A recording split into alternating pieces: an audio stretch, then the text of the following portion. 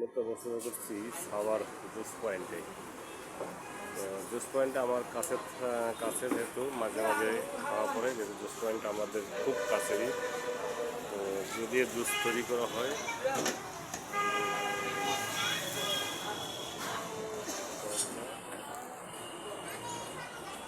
পুদিনা পাতা, তারপর আছে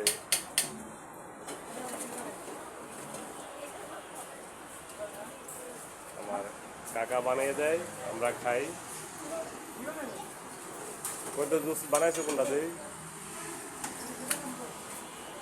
নতুন উদ্বোধন।